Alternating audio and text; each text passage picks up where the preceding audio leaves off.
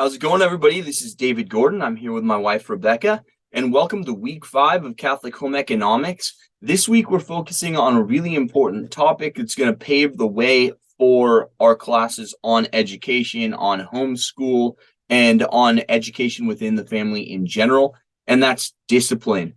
Without discipline, education and raising your kids in the fear of the Lord is virtually impossible. It's something that is a sine qua non for having a good family and for raising good kids. You can teach all you want the intellectual lessons of the faith and the moral life intellectually, but if you don't have discipline, then you're not going to be able to have your kids grow up in the fear of the Lord and actually put these lessons into practice. They need discipline. You need to be able to impart discipline. So it's a pivotal topic, and we're going to be delving into that today.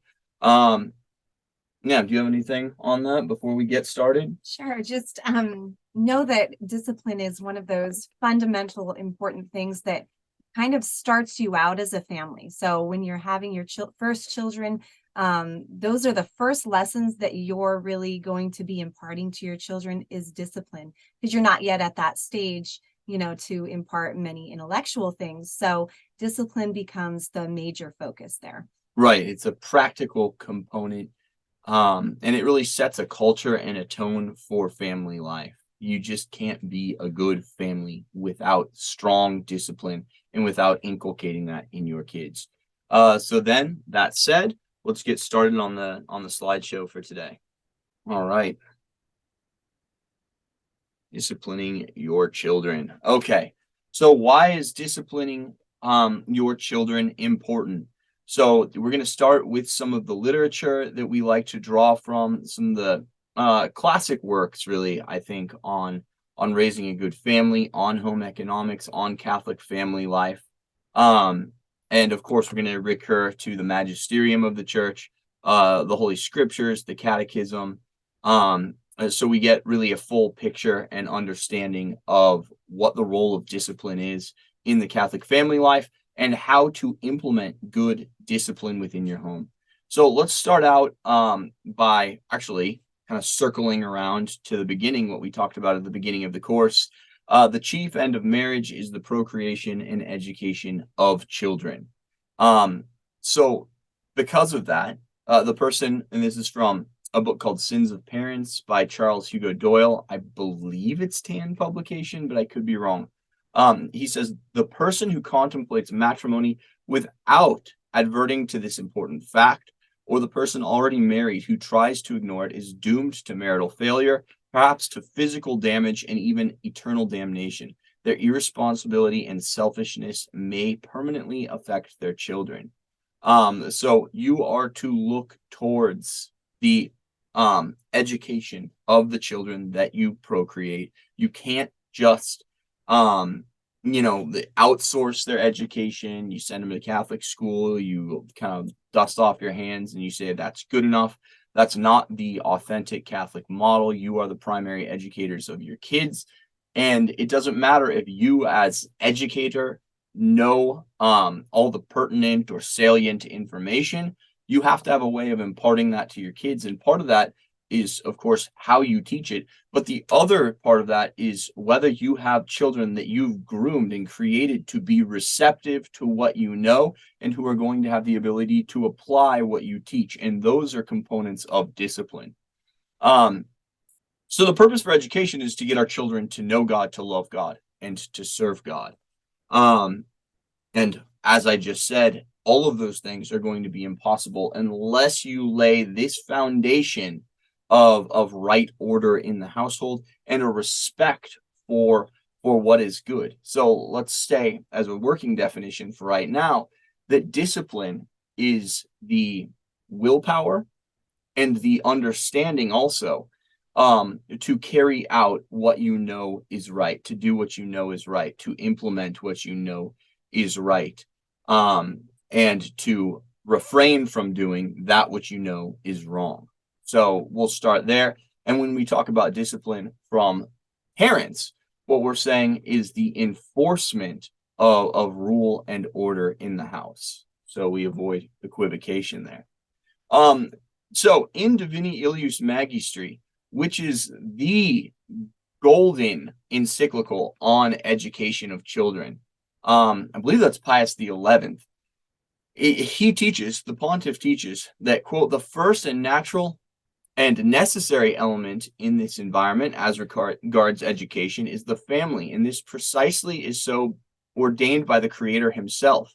Accordingly, that education, as a rule, will be more effective and lasting, which is received in a well-ordered and well-disciplined Christian family, and more efficacious in proportion to the clear and constant good examples set by the parents and then by the other members of the household.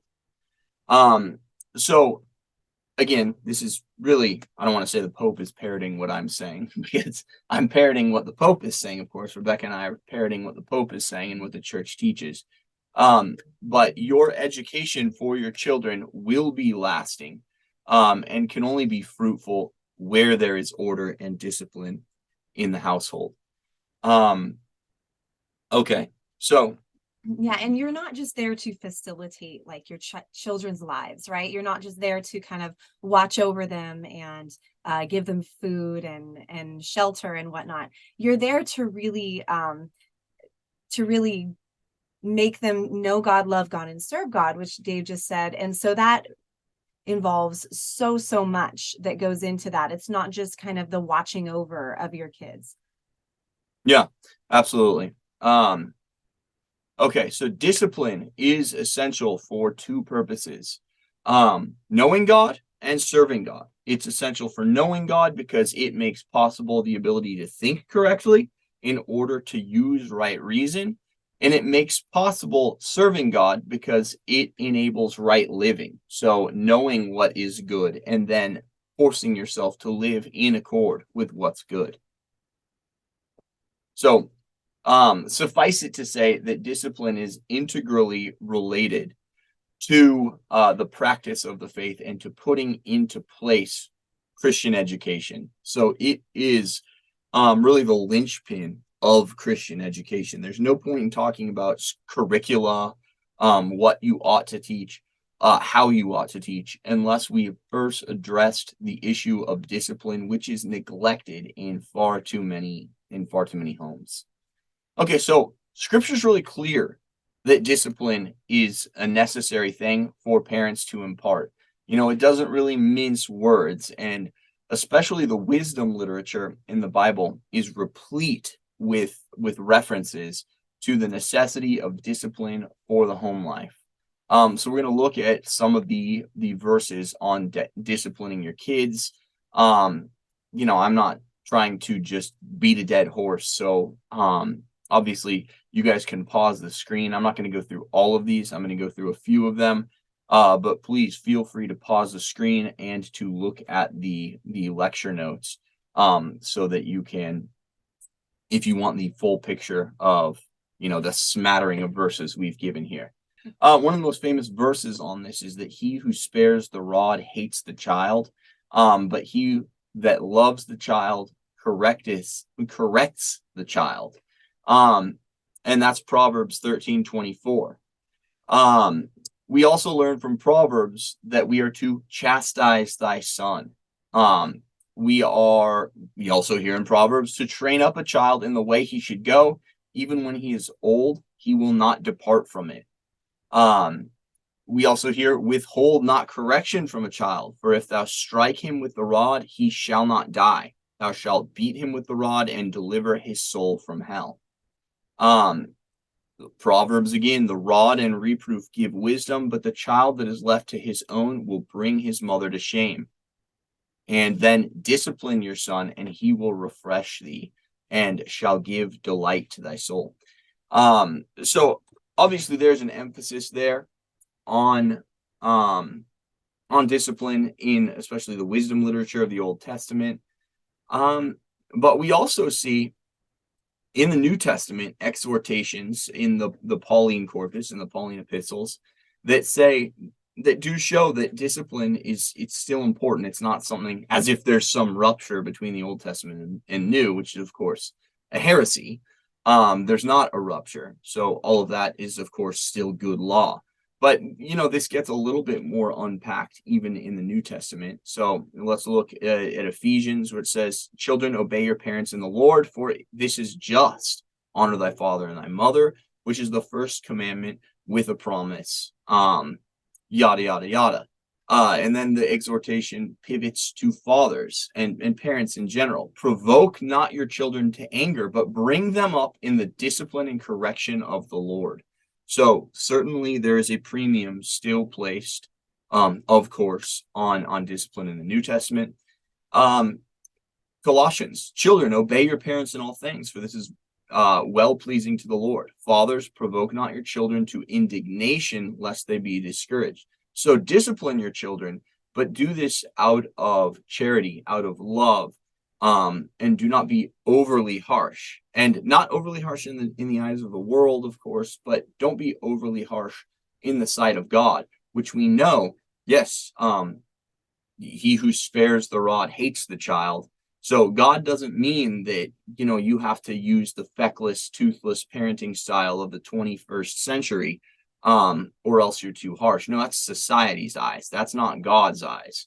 In God's eyes, discipline your children, but do it out of love and make sure they know that it's out of love. And we're going to talk about that in a second. Okay, and then we'll go from Hebrews and then pivot to the next slide. Hebrews says, and have you forgotten the exhortation that addresses you as sons? My son, do not regard lightly the discipline of the Lord, nor be weary when reproved by him. For the Lord disciplines the one he loves and chastises every son whom he receives. It is for discipline that you have to endure. God is treating you as sons. For what son is there whom his father does not discipline? If you are left without discipline, in which all have participated, then you are illegitimate children and not sons. Besides this, we have had earthly fathers who disciplined us, and we respected them. Shall we not much more be subject to the Father of spirits and live? So disciplining your children is an act of love, and God disciplines us out of love. God chastises us out of love. So if you love your kids, you're going to discipline them. And if you are too light and not stern enough, not strict enough with your kids in discipline, it is actually an indicator that you don't love them. You're grooming them to grow up and be wild and headstrong and willful, and follow their own bent as opposed to the law of God. So that's utter failure as a parent. Okay, so we will move ahead then. So what does the church teach about discipline?